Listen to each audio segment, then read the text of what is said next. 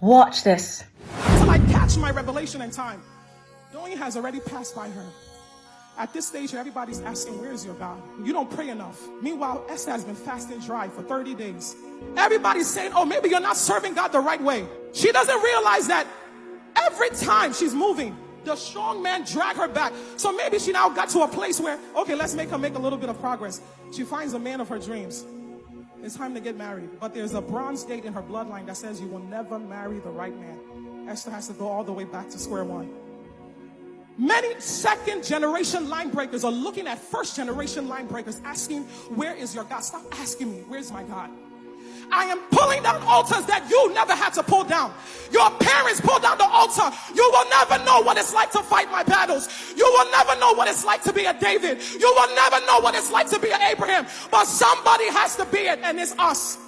When you realize who you are, you will fight a little bit differently. Although she is all the way back here, the Lord knows that she is going to be the legacy.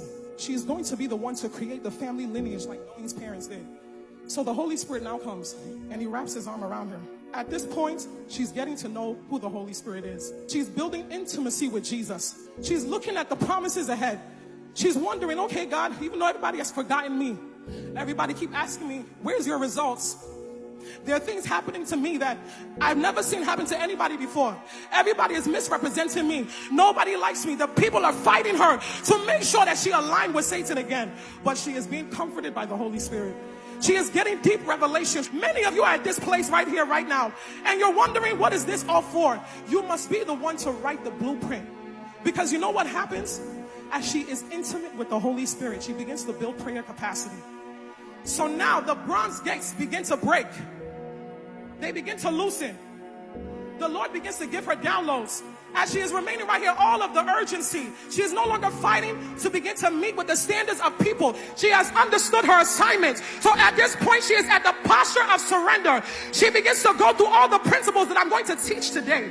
Your captivity is not captivity, it's for a divine purpose. You are a first generation line breaker.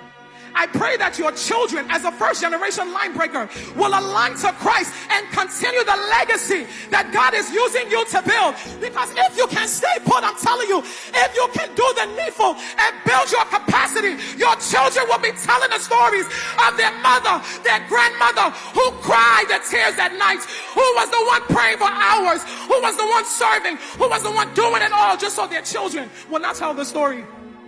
It is not that Christ has forgotten you. Because you know what? There's a power at every altar. The reason why Donyi moved here so fast, because what we didn't show you is when Donyi was on this journey. Because don't get it twisted.